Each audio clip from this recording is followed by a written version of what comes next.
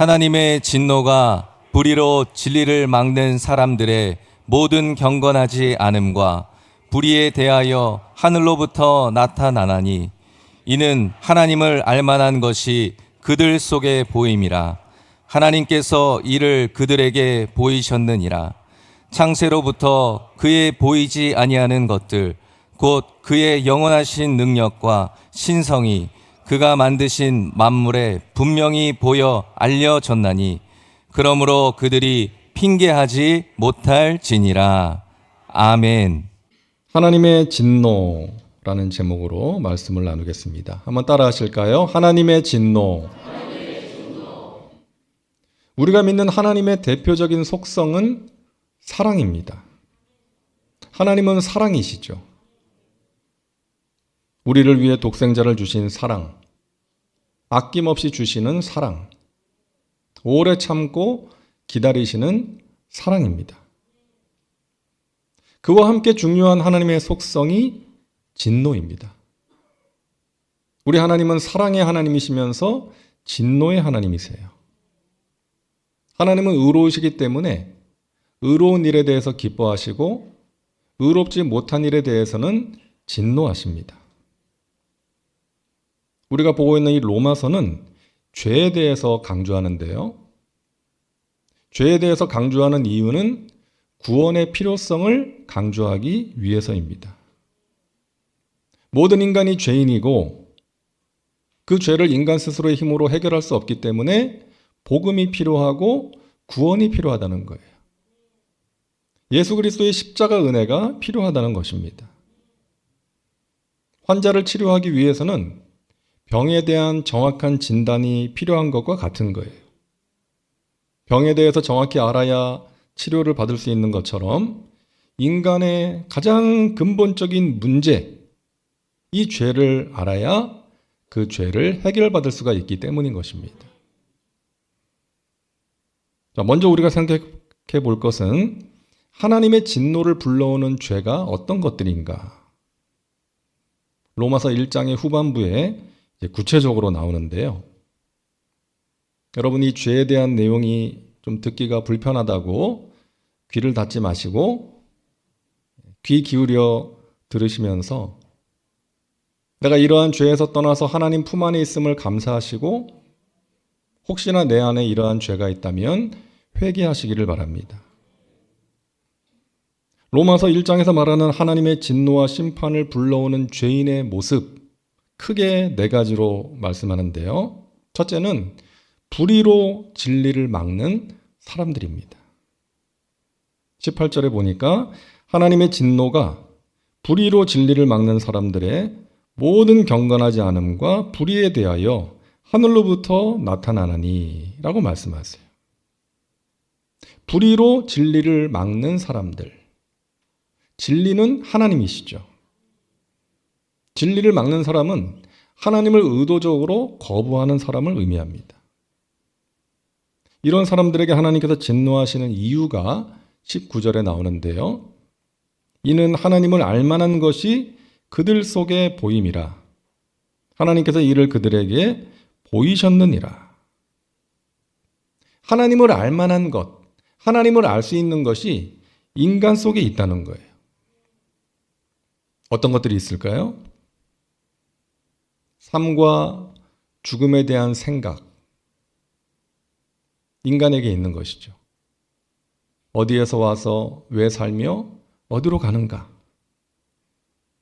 그리고 영혼을 사모하는 마음, 또 우리 안에 있는 양심, 이런 것들을 통해서 하나님의 존재를 알 수가 있다는 거예요.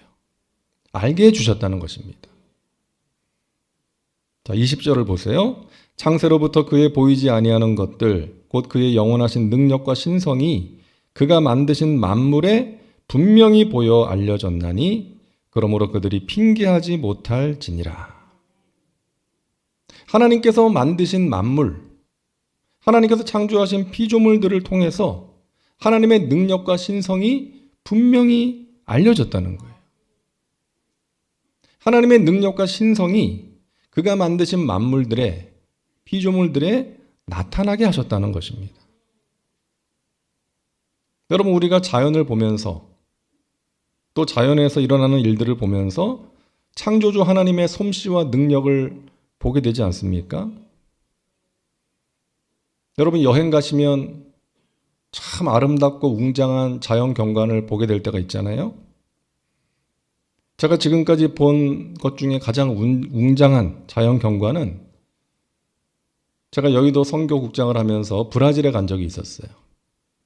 그 남미에 있는 현지인 사역자들이 다 모여서 이제 집회를 할 때 말씀 전하러 가서 이구아수 폭포를 봤습니다.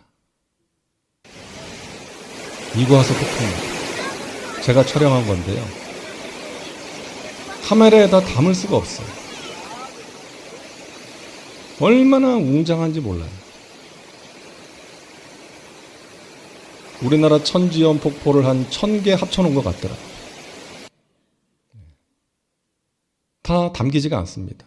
참으로 웅장한 자연 경관을 보았는데 우리가 이러한 대자연을 보면서 무슨 생각을 하게 돼요? 남는 건 사진이다. 사진 찍자 이럴 수도 있지만 이 대자연을 만드신 하나님을 생각하게 되는 거 아닙니까? 주 하나님 지으신 모든 세계 내 마음속에 그리어 볼 때 하늘의 별 울려 퍼지는 내성 주님의 권능 우주에 찬네. 2절 숲속이나 험한 산 골짜기에서 지저귀는 저 새소리들과 고요하게 흐르는 시냇물은 주님의 솜씨 노래하도다. 주님의 높고 위대하심을 내 영혼이 찬양하네. 주님의 높고 위대하심을 내 영혼이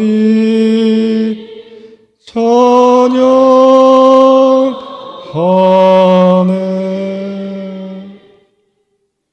하나님께서 만드신 이 세상, 이 자연 만물을 보면서 우리는 주님의 권능, 주님의 솜씨, 주님의 높고 위대하심을 보게 되고 그 주님을 찬양하게 되는 것이죠.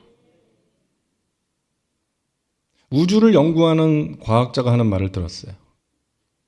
그 우주에 있는 수많은 행성들이 서로 부딪히지 않고 질서정연하게 움직이는 것을 보면서 자기는 절대자의 손길을 느끼지 않을 수 없다는 거예요. 전능하신 하나님, 창조주 하나님의 손길을 느끼게 된다는 것이죠. 여러분, 우리 몸을 봐도 그렇지 않습니까? 너무나 섬세하고 오묘한 창조주 하나님의 손길을 느낄 수가 있어요. 미국의 암 전문 병원 MD 앤더슨에서 50년 동안 암을 연구한 김의신 박사님이 며칠 전에 방송에 나와서 하는 얘기를 들었어요. 암의 가장 큰 원인은 스트레스다. 아무리 좋은 음식을 먹어도 마음이 편치 않은 상태에서 먹으면 장이 흡수를 안 한대요. 근데 아무리 나쁜 음식이라 할지라도 기분 좋게 감사하면서 먹으면 나쁜 것은 흡수하지 않고 좋은 것만 흡수한다는 거예요. 그러면서 하시는 말씀이 우리 몸은 정말 신비하게 창조되어 있어요. 하나님께서 그렇게 창조하셨다는 것이죠. 많은 것들을 신경 쓰시고 심혈을 기울여서 창조하신 존재가 바로 우리 인간인 것입니다. 이렇게 하나님께서 만드신 피조물들, 만물들을 보면서 우리는 하나님의 존재를 알 수가 있는 거예요. 자, 그럼에도 불구하고 하나님이 없다고 하면서 진리를 거부하는 사람들, 그런 사람들은 어떻게 살아가는가? 18절 다시 보세요. 하나님의 진노가 불의로 진리를 막는 사람들의 모든 경건하지 않음과 불의에 대하여 하늘로부터 나타나나니. 자, 그런 사람들은 불경건하고 불의한 삶을 살아간다는 거예요. 불경건은 하나님을 향한 잘못된 자세입니다. 하나님에 대한 경외심이 없는 거예요. 그래서 하나님이 미워하시는 일을 아무렇지도 않게 하는 것입니다. 그리고 불의는 사람들을 향한 잘못된 자세예요. 부도덕한 행위를 통해서 사람들에게 해를 끼치며 살아가는 것입니다. 자, 그런데 여러분, 불신자들만 그럴까요? 우리 믿는 자들에게는 이런 모습이 없을까요? 하나님을 믿는다고 하면서 하나님을 두려워하지 않는 사람들이 있어요. 하나님이 미워하시는 일을 거침없이 행하는 사람들. 자기는 항상 옳다고 생각하면서 의롭다고 생각하면서 자기 뜻대로 살아가는 사람들이 있다는 거예요. 이런 사람들에게 하나님께서는 진노하신다는 것입니다. 자, 둘째로 우상 숭배하는 사람들입니다. 21절부터 그 내용이 나오는데요. 하나님을 알되 하나님을 영화롭게도 아니하며 감사하지도 아니하고 오히려 그 생각이 허망하여지며 미련한 마음이 어두워졌나니 스스로 지혜 있다 하나 어리석게 되어 썩어지지 아니하는 하나님의 영광을 썩어질 사람과 새와 짐승과 기어다니는 동물 모양의 우상으로 바꾸었느니라. 여러분, 인간에게는 종교심이 있습니다. 종교심이 있어요. 모든 인간에게 종교심이 있습니다. 절대자를 찾고 그를 섬기려고 하는 마음이 있다는 거예요. 그런 인간이 하나님을 모시고 섬기지 않으면 그 자리에 다른 무언가를 갖다 놓게 돼요. 그래야 안심이 되는 거예요. 그래서 썩어질 인간이 그 자리를 대신 차지합니다. 부와 권력을 가진 인간을 하나님처럼 숭배하고 섬기는 거예요. 로마 시대에는 황제가 거의 신과 같은 존재였어요. 절대자였어요. 그래서 황제를 숭배하기도 했습니다. 그런가 하면 썩어질 동물이 그 자리를 대신 차지하는 거예요. 동물의 형상을 만들어 놓고 절하고 섬기는 우상 숭배입니다. 하나님이 정말 미워하시는 죄예요. 10계명의 제2계명을 어기는 죄입니다. 여러분, 우리 그리스도인 중에는, 믿는 사람들 중에는 눈으로 볼 수 있는 물리적인 우상을 섬기고 절하는 사람은 없죠. 하지만 우리 마음 속에 우상 숭배가 있을 수 있다는 것입니다. 돈, 명예나 물질을 사랑하는 마음, 또는 자녀가 우상이 될 수도 있다는 것이죠. 우리의 마음에 하나님이 계셔야 될 자리를 대신 차지하고 있는 것.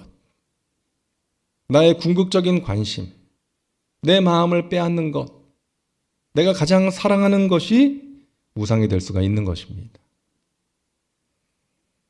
자, 셋째는 정욕의 노예로 사는 사람들이에요. 24절입니다.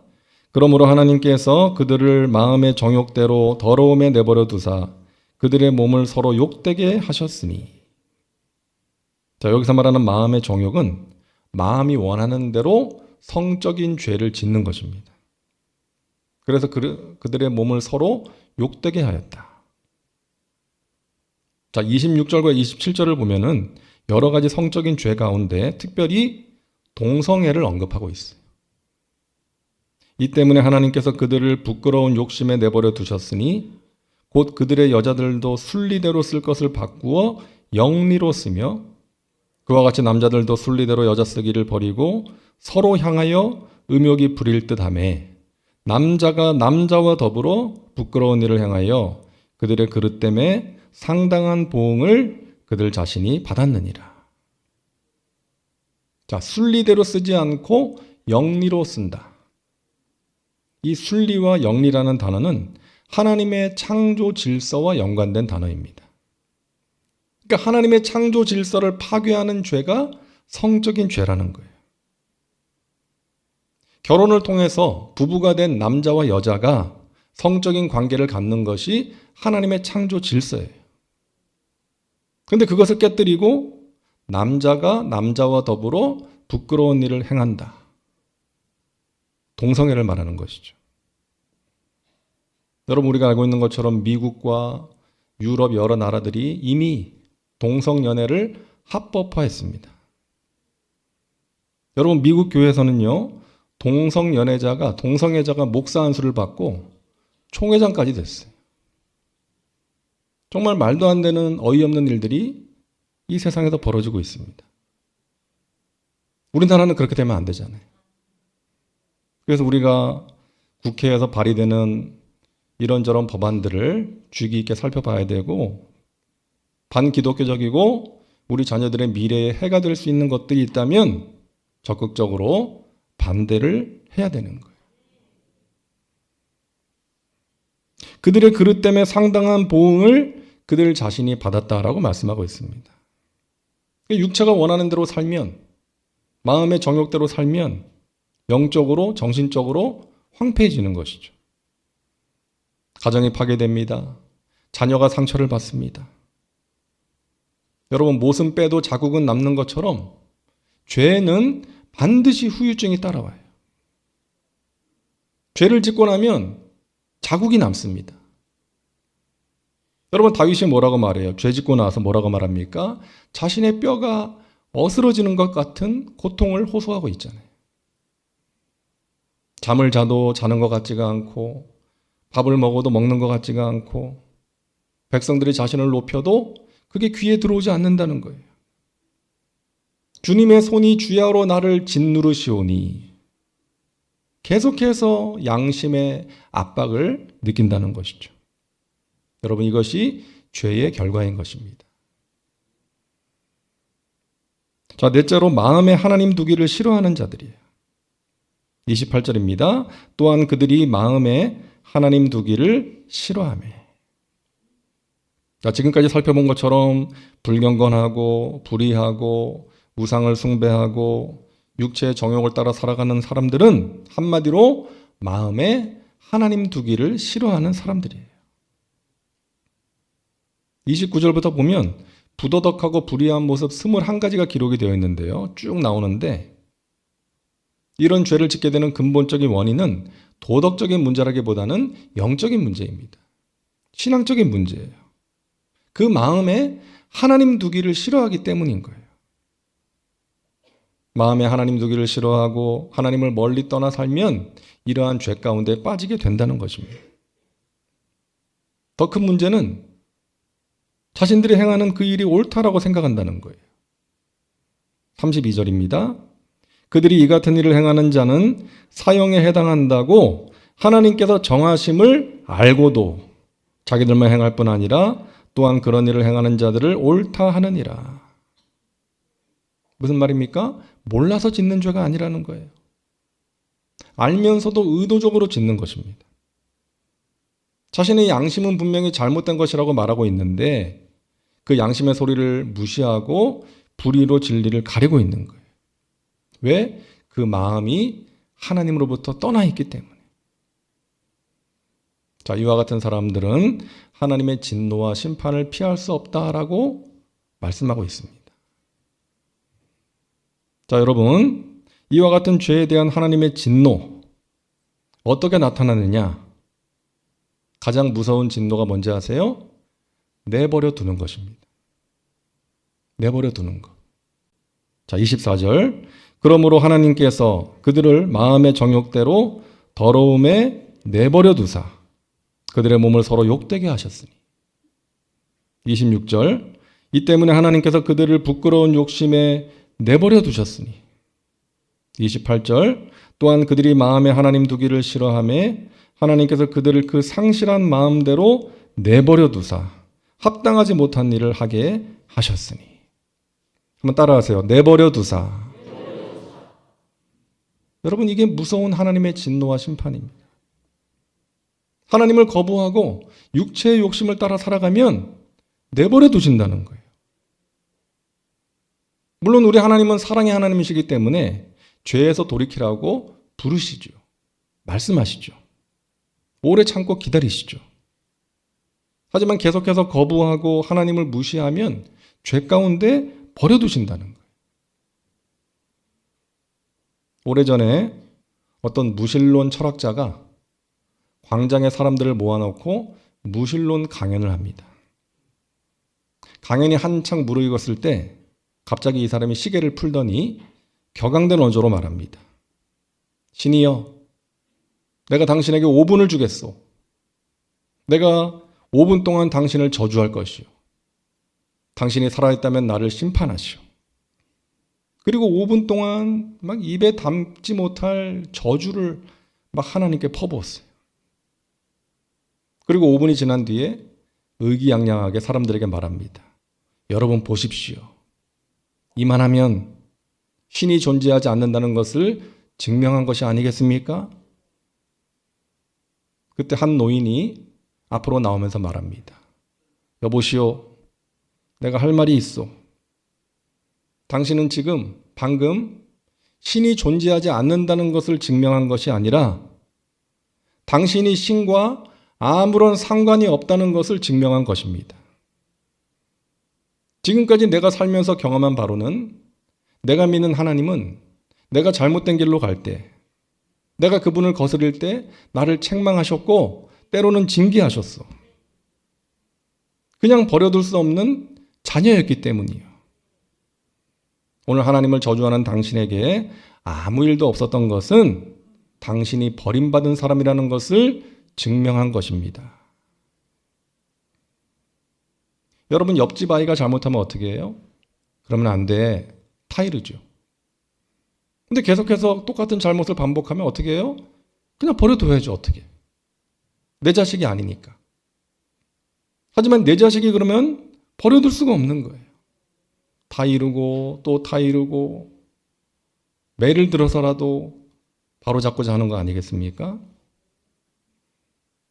여러분, 나쁜 짓을 해도 잘 되는 것은 저주예요. 하나님 없이 사는데 잘 사는 것은 복이 아닙니다. 하나님이 그 인생에 간섭하지 않기 때문인 거예요. 자, 반대로 하나님의 자녀된 은혜가 무엇입니까? 하나님의 자녀된 은혜, 하나님께서 우리의 삶에 깊이 간섭하신다는 거예요.